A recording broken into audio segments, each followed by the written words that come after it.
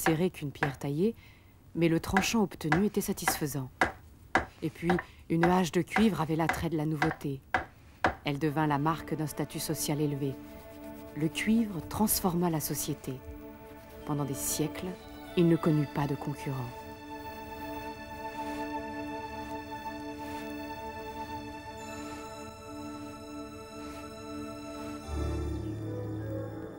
Jusqu'à l'apparition de l'or.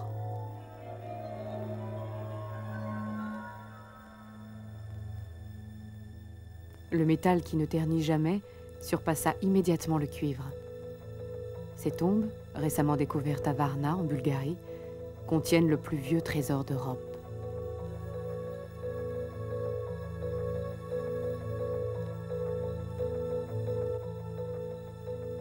On n'avait plus affaire à une simple société de fermiers.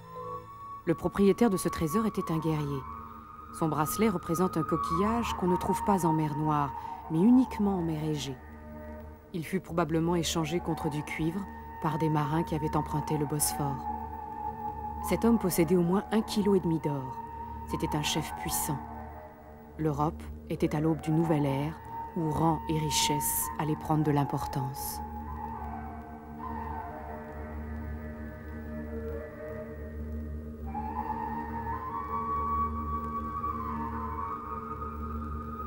Au moment de la formation du continent européen, un autre phénomène s'était produit.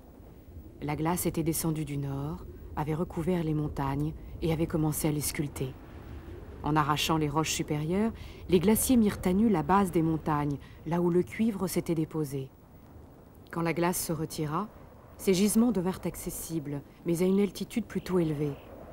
La présence de sulfure donnait au minerai une teinte grise et métallique. Ça ne ressemblait plus du tout à de la malachite. Les hommes durent alors apprendre à reconnaître le minerai de cuivre et aussi à le débarrasser du sulfure avant de le fondre. Dans ces nouveaux gisements, on découvrit aussi des veines d'arsenic. Mélangé au cuivre, l'arsenic apporta le tranchant qui jusqu'alors faisait défaut. Le premier cuivre arsenical fut fondu au Moyen-Orient.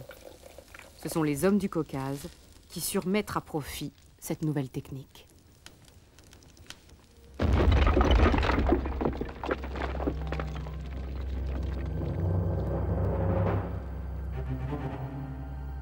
Ces haches étaient bien plus éclatantes et plus tranchantes que n'importe quel outil de simple cuivre. Et surtout, c'étaient des armes de guerre.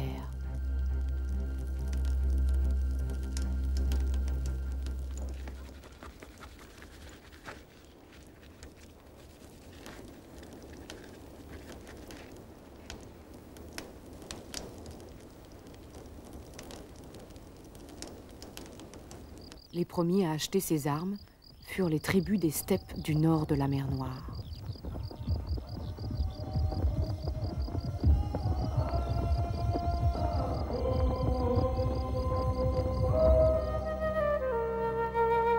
Dans le Caucase, une civilisation de forgerons capables de produire les meilleures armes du monde s'épanouit. Des guerriers se répandirent dans toute l'Europe de l'Est jusqu'aux Carpates. Une culture commune s'étendait du Caucase au Danube. Tranchée naturelle à travers les Alpes, ce fleuve était une des plus grandes routes commerciales européennes.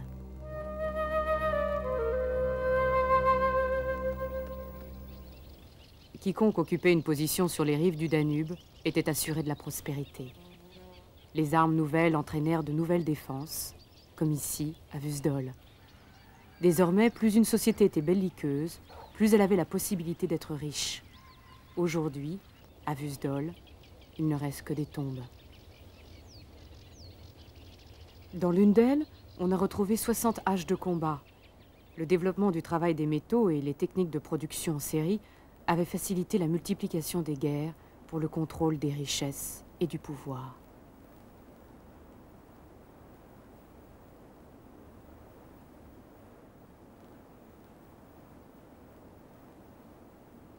D'autres peuples travaillaient un autre métal, l'étain.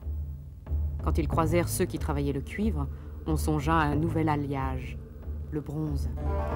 C'était en 2500 avant Jésus-Christ. Avec l'âge du bronze, la course aux armes s'accéléra. Les hommes vivaient et mouraient par l'épée. Pendant 2000 ans, des cavaliers des tribus guerrières consacrèrent toute l'énergie de l'Europe à faire la guerre et à exhiber faste et apparat.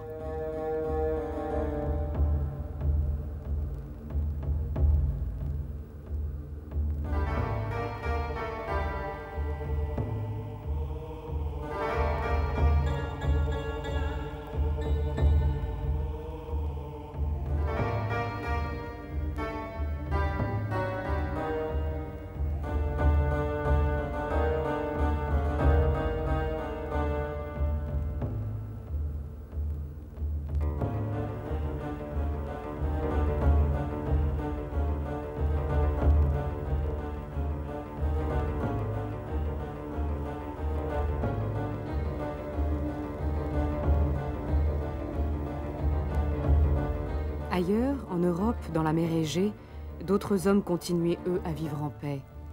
Dans cette région, la croûte terrestre ne cesse de s'étirer. Chaque année, la crête se déplace de 10 cm vers le sud. Ce mouvement d'étirement a accentué les plissements des montagnes crétoises.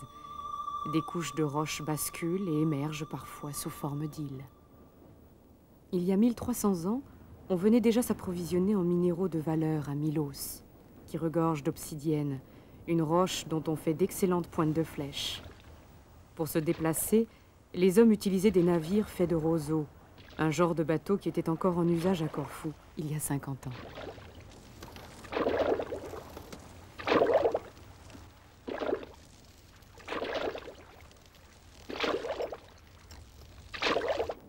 Le mont Ida est suffisamment élevé pour intercepter les vents de sud et d'ouest. Cela entraîne des chutes de pluie ou de neige qui ont favorisé l'apparition de forêts et de sources.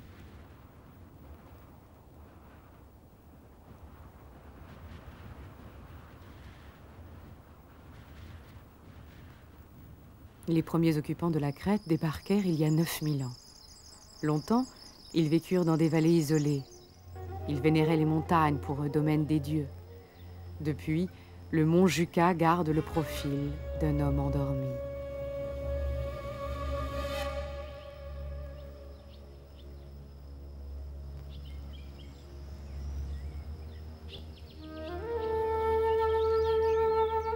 La fertilité de ces vallées donna ses fondements à la première civilisation européenne, dans sa forme la plus simple, c'est-à-dire l'organisation de communautés approvisionnées par des fermiers.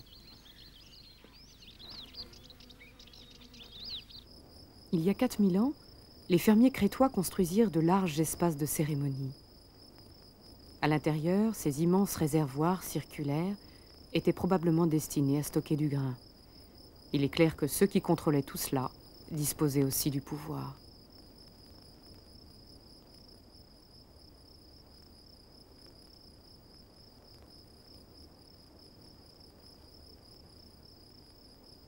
Les Crétois construisirent des palais de calcaire de 3 étages. Avec le commerce du grain, les vallées fertiles de la Crète contribuèrent à l'édification des premières cités d'Europe.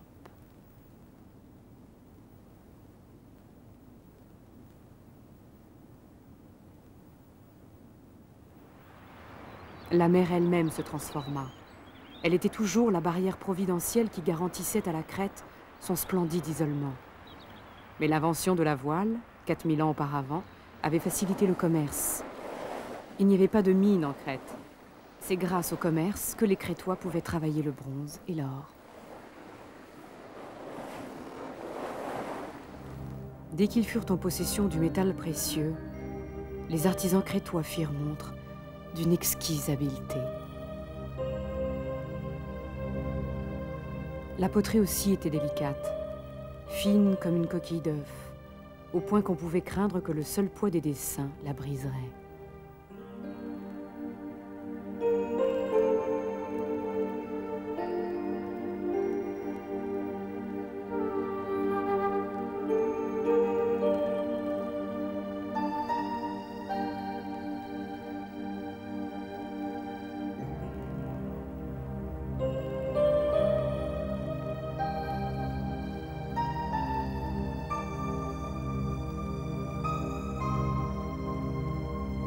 La déesse qui conférait leur pouvoir aux prêtres régnant sur les palais était une déesse de la nature, sans doute une déesse de la terre.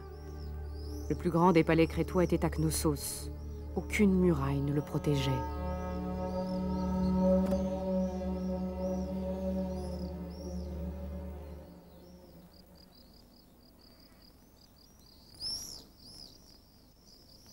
Les Crétois ne semblaient redouter la verve d'aucun ennemi.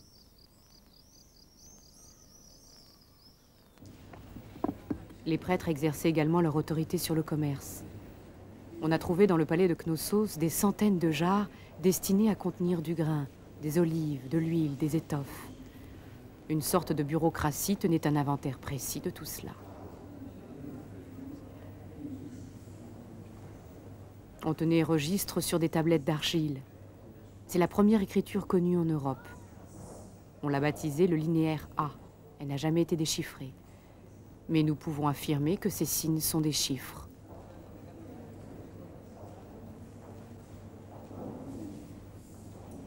Et l'on sait que ce symbole signifie froment.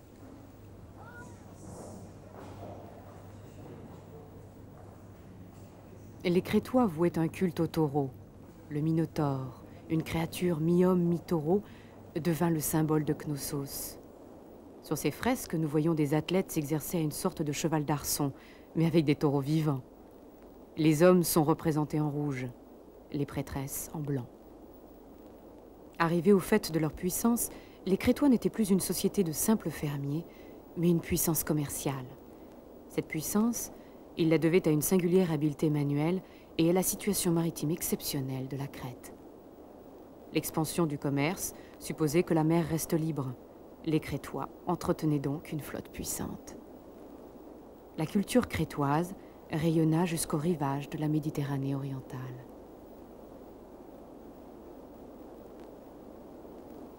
Les richesses du monde connu affluèrent en Crète, auprès des prêtres du Minotaure et des seigneurs du labyrinthe. Ce dernier tirait son nom des labris, la hache à 2 têtes montée entre les 2 cornes du taureau sacré.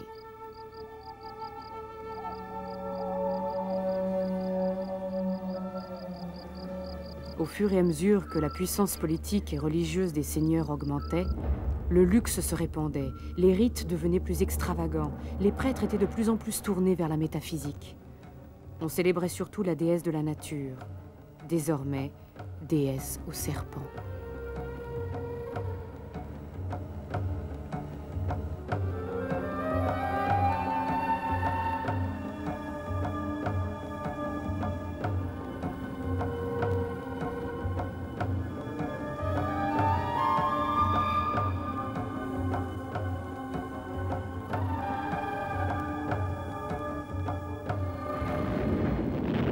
Mais la croûte terrestre se remit en mouvement.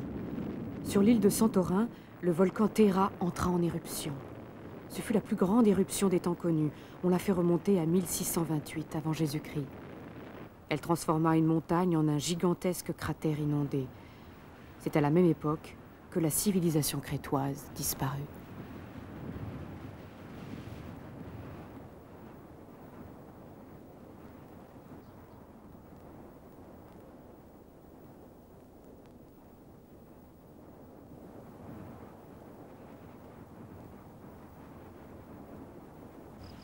Si l'on examine les ruines des palais, on ne trouve pas de traces de raz-de-marée. Il semblerait que les immenses vagues ont filé vers l'ouest et évité la Crète.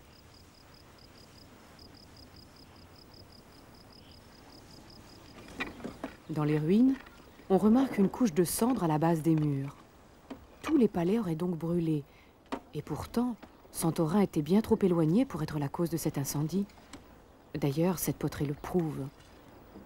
Ce style est postérieur à l'éruption de Santorin, et les labris sont toujours là, intacts. Alors que s'est-il donc passé à Knossos au XVIe siècle avant Jésus-Christ? Un des rôles de la mythologie est peut-être d'éclairer l'histoire. La légende veut que tous les 9 ans, Athènes payait un tribut de 7 jeunes hommes et 7 jeunes vierges à Knossos, afin d'apaiser la colère du Minotaure. Une année, Thésée, fils d'un roi athénien, demanda à accompagner les futurs sacrifiés. Ariane, la fille du roi Minos, tomba amoureuse de Thésée et elle lui donna un fuseau de laine pour qu'il retrouve son chemin dans le labyrinthe. Elle lui donna aussi une épée.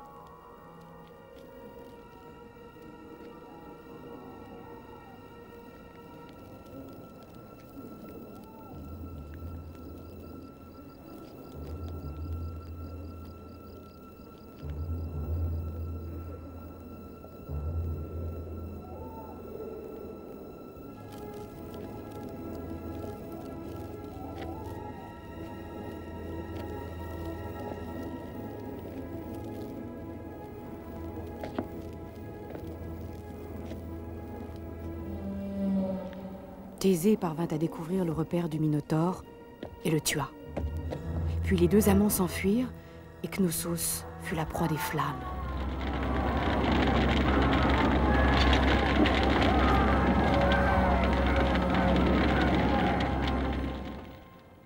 Les mythes des anciennes civilisations ont souvent surpris les archéologues. Dans les registres de Knossos reconstruits après l'incendie, ils découvrirent une nouvelle écriture, le linéaire B, qui s'est avéré être un dialecte grec. L'incendie des palais avait précédé l'arrivée d'une nouvelle dynastie. Ces hommes continuèrent à tenir des registres, mais cette fois le langage qu'ils employaient était le grec.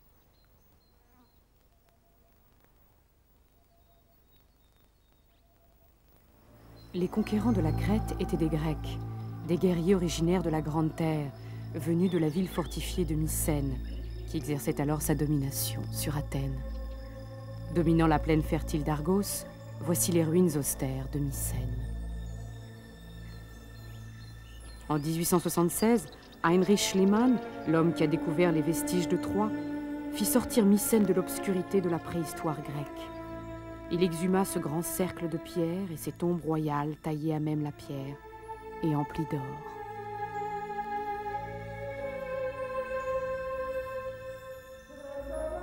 Le roi qui portait ce masque mourut avant la chute de Knossos.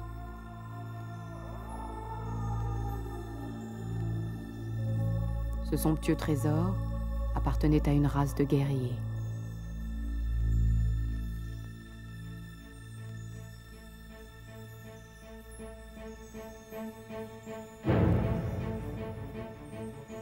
L'histoire qui avait commencé avec les haches magiques du Caucase avait fait de Mycène une ville riche en or. Pendant plus d'un siècle et demi, les Mycéniens commercèrent de Troie jusqu'au Tibre. Puis une période noire commença. À partir de 1200 avant Jésus-Christ, les forteresses mycéniennes tombèrent les unes après les autres. Toute la population de cette région disparut.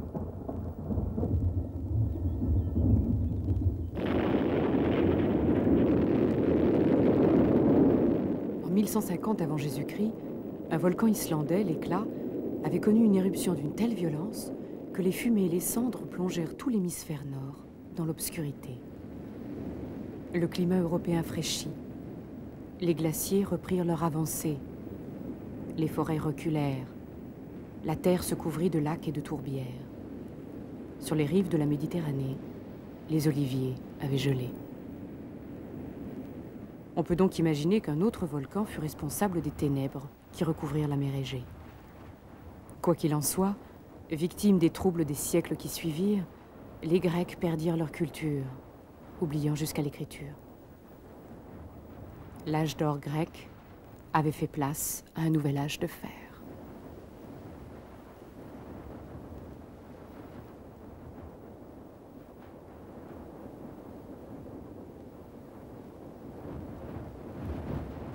La géologie est indifférente à l'homme. Elle détruit aussi facilement qu'elle peut créer. Les continents étaient toujours en mouvement. Les Alpes continuaient à se dresser. De nouveaux matériaux s'élaboraient lentement dans les entrailles de la Terre.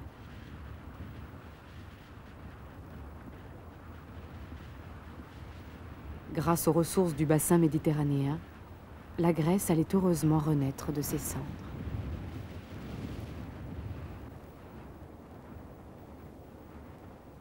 Plus tard, ce serait le tour de l'Europe du Nord.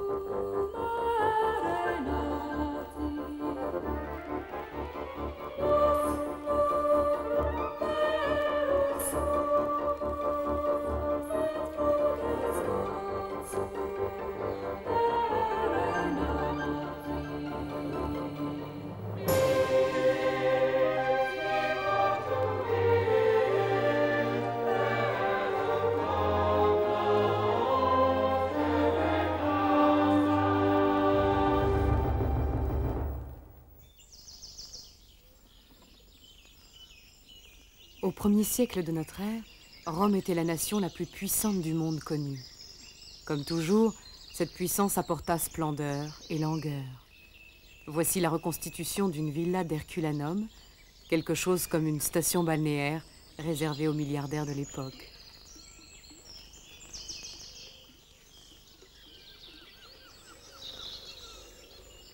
Pour son architecture et pour ses dieux, Rome s'était fortement inspirée de la Grèce, avec cette différence que les Romains n'hésitaient pas à exalter la sensualité.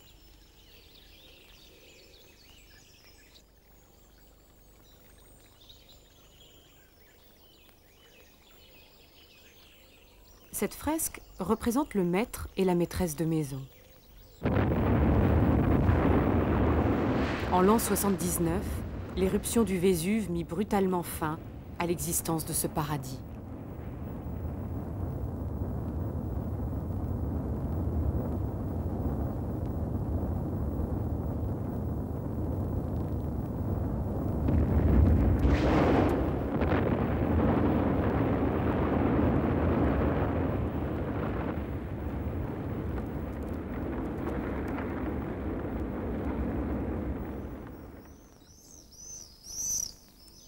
Herculanum était très proche du volcan. Pour accéder aux vestiges, on a dû retirer une épaisseur de 20 mètres de lave.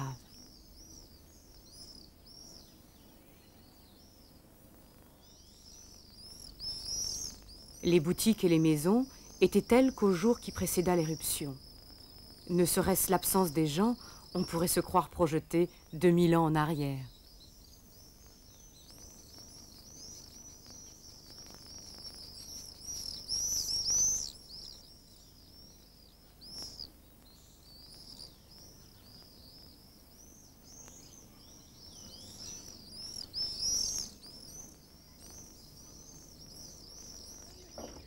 Jusqu'en 1982, on n'avait retrouvé aucune trace humaine.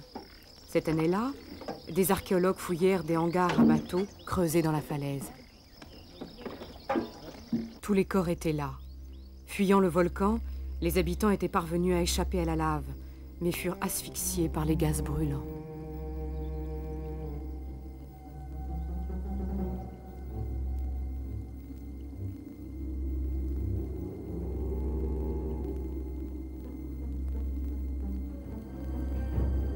Pourquoi les hommes s'installent-ils au pied des volcans? Se sentent-ils invulnérables aux forces naturelles? Paradoxalement, ce sont ces forces destructrices qui ont permis aux civilisations de s'épanouir.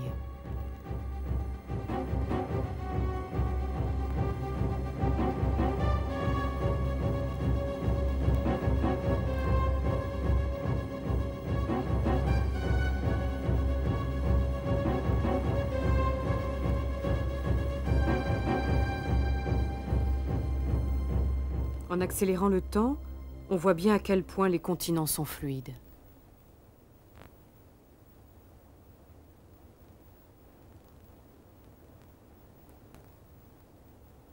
Il y a 20 millions d'années, la Terre avait un autre visage. L'Afrique était plus au sud, l'Italie était verticale. Quand l'Afrique se déplaça vers le nord, l'Italie bascula. Ce mouvement provoqua des plissements gigantesques qui donnèrent naissance à des montagnes. Leur flanc ouest était occupé par une chaîne de volcans. Rome s'était bâtie sur l'héritage de la Grèce, mais la géologie de ces deux empires est fort différente. La Grèce est un pays montagneux, profondément découpé par des bras de mer.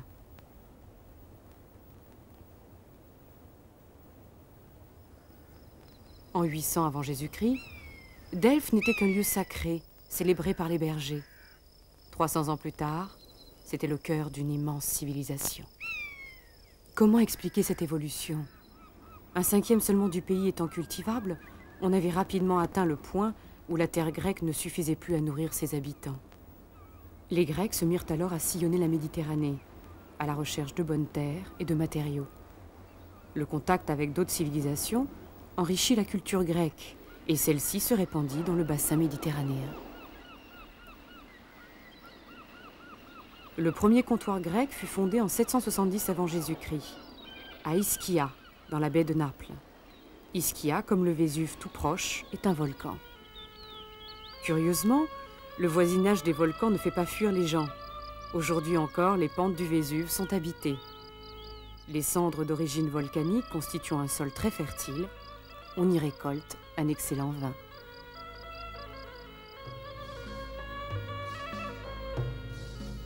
Quand les premiers Grecs arrivèrent à Ischia, ils découvrirent qu'une civilisation était déjà installée.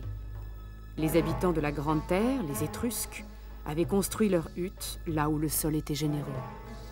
Ils s'étaient enrichis grâce à leurs minéraux et à leur art de travailler le métal. Ils fabriquaient un bronze de très bonne qualité.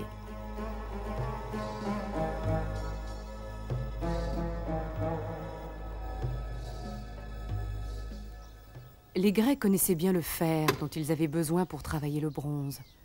Il s'ensuivit un important commerce entre les deux communautés. Métaux divers, aliments, poteries, cuirasses.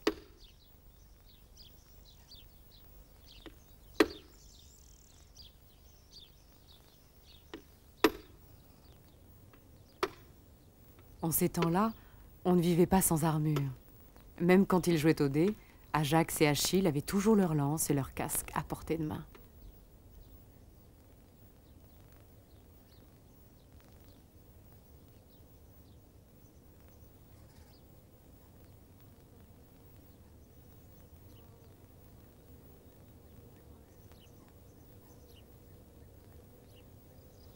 Le commerce avec les Grecs enrichit les Étrusques.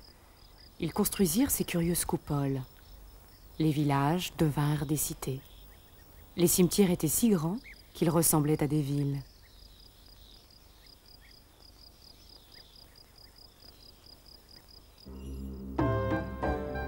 Un immense tombeau est toujours le signe d'une civilisation prospère. Celui-ci fut construit à Caéré, l'actuelle Tchervétérie. Taillé dans de la roche volcanique, il est aussi vaste qu'une maison. Le décor mélange les influences grecques à des styles venus de la mer Noire et du Moyen-Orient. Ces diverses influences se répandirent dès le VIe siècle avant Jésus-Christ grâce aux échanges commerciaux. Ce couple semble contempler les joies de l'au-delà.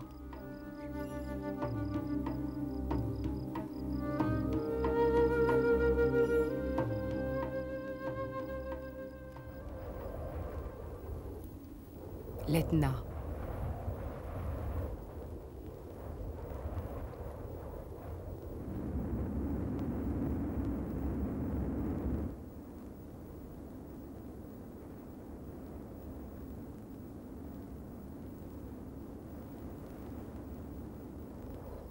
Comme toujours, le sol fertile avait attiré des fermiers, puis des marchands qui bâtirent des villes. Taormina, Mégara Ibléa, Syracuse. Indépendantes et fières, ces cités avaient chacune leur propre loi et leur armée.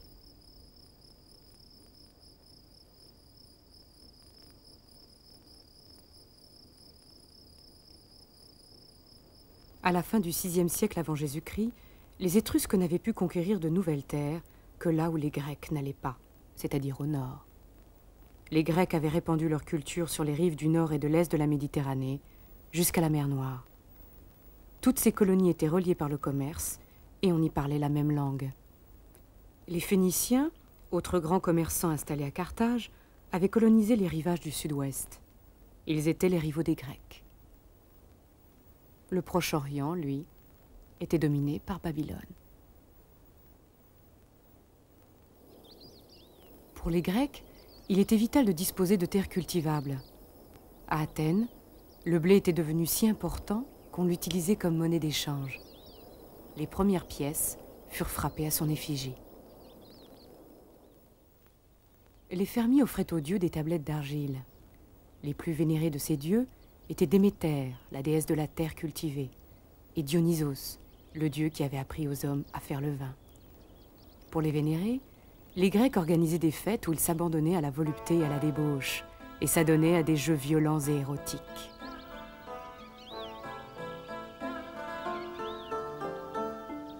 Entouré de satyres paresseux et lascifs, Dionysos représentait la vitalité chaotique de la nature.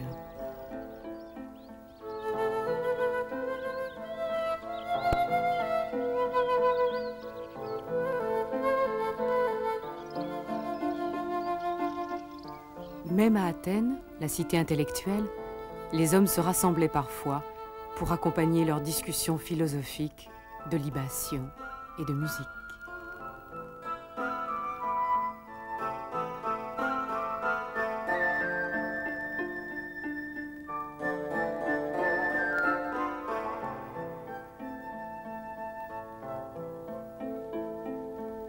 Athènes exportait du vin, de l'huile, des parfums, des poteries finement ouvragées.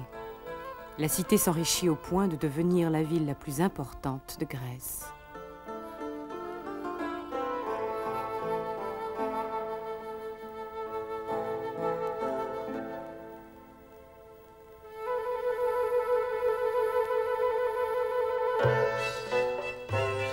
Les Étrusques, eux, célébraient surtout Dionysos.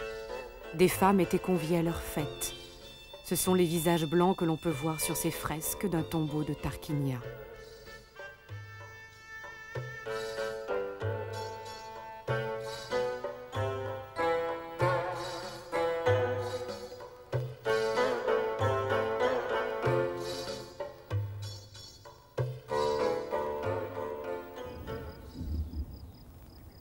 Devenues riches, les cités grecques se lancèrent dans une terrible compétition. Au début du 5e siècle avant Jésus-Christ, la désunion était consommée. Au même moment, un empire lui aussi très puissant avait surgi en Orient. C'était celui des Perses. Ils avaient conquis tous les territoires entre l'Indus et la Méditerranée.